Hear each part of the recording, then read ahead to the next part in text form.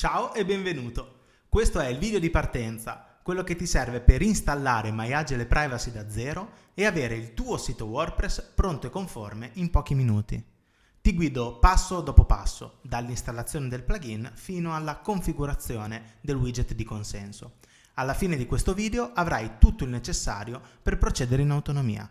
Partiamo!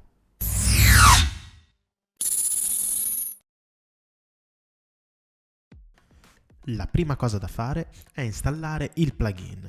Il percorso è quello classico di qualsiasi plugin WordPress, quindi dal pannello di amministrazione vai su Plugin, aggiungi nuovo.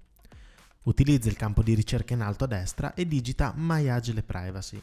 Il plugin comparirà tre risultati, clicca su Installa adesso, aspetta qualche secondo e poi clicca su Attiva. Il plugin è ora attivo sul tuo sito. Nel menu laterale di WordPress comparirà la voce MyAgile Privacy. Il passo successivo è attivare la licenza. Se non hai ancora acquistato un piano, puoi farlo direttamente dal sito di MyAgile Privacy, trovi il link in descrizione. Una volta acquistato, riceverai la tua chiave di licenza via email. Torna nella dashboard del plugin, incolla la chiave di licenza nell'apposito campo e salva. In pochi secondi la licenza sarà attiva e si sbloccheranno tutte le funzionalità del piano che hai scelto.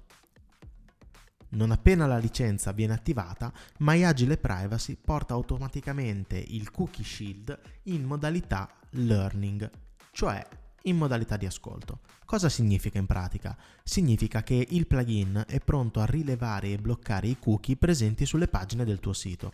Per aiutarlo a farlo nel modo più accurato possibile, tutto quello che devi fare è navigare il sito front-end come farebbe un visitatore normale. Scorri le pagine, apri i menu, visita le sezioni principali. Mano a mano che navighi, il Cookie Shield registra i cookie incontrati. Non devi fare nulla di tecnico, è sufficiente navigare. Più pagine visiti, più accurata sarà la rilevazione. Dedicheremo un video specifico al Cookie Shield e a come gestire al meglio questa fase. Per ora l'importante è sapere che si attiva da solo e che navigare il sito è tutto ciò che serve. Sempre dalla dashboard c'è un'altra cosa da verificare subito. Se usi prodotti Google sul tuo sito, Google Analytics, Google Ads o altri strumenti dell'ecosistema Google, devi attivare la Consent Mode V2. Trovi l'opzione dedicata direttamente nella dashboard. Clicca per attivarla. Se non sai di cosa si tratta o vuoi capire come configurarla nel dettaglio, abbiamo un video dedicato interamente alla Consent Mode V2. Trovi il link in descrizione. Per ora, se usi Google Analytics, attivala. Il passo successivo è configurare la privacy policy e la cookie policy del tuo sito. Dalla dashboard clicca su Stato configurazione delle policy e segui il link per accedere all'assistente policy, lo strumento guidato che ti permette di generare le policy personalizzate in base alla tua attività, al tuo paese e alla funzionalità del tuo sito. L'assistente policy è una procedura a step, semplice e guidata. Ti chiede dove operi, chi sono i tuoi clienti, cosa fa il tuo sito e genera automaticamente testi conformi alle normative applicabili. Anche questo argomento ha il suo video dedicato con tutti i passaggi nel dettaglio, il link in descrizione. Con le policy configurate è il momento di personalizzare il banner dei cookie, quello che gli utenti vedranno quando visitano il sito per la prima volta. Quindi vai su MyAgile Privacy, impostazioni privacy e apri la tab banner dei cookie. Qui puoi intervenire sui colori, sulle dimensioni del testo, sul posizionamento, sugli effetti del banner e dei pulsanti. Sono disponibili alcuni preset colore per partire velocemente e c'è un'anteprima in tempo reale che ti mostra esattamente come apparirà il banner prima di salvare qualsiasi modifica. Anche sulla personalizzazione del banner c'è un video dedicato con tutti i dettagli, compreso l'uso del CSS Custom per chi vuole spingersi oltre. Lo trovi sempre in descrizione.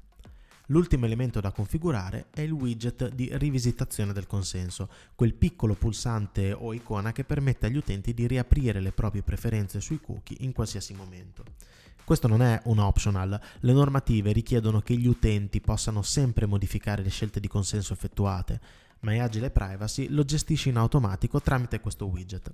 Dalla tab dedicata puoi configurarne posizione e aspetto.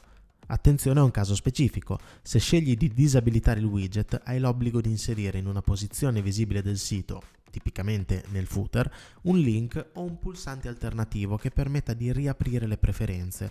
Le istruzioni su come farlo, compreso lo shortcode da usare, sono indicate direttamente nella tab. C'è però una protezione automatica. Se disabiliti il widget e non inserisci lo shortcode, il widget viene comunque visualizzato dal plugin, questo per evitare che il sito rimanga non conforme per errore, un dettaglio che dimostra quanto MyAgile Privacy sia pensato per tutelare davvero la conformità.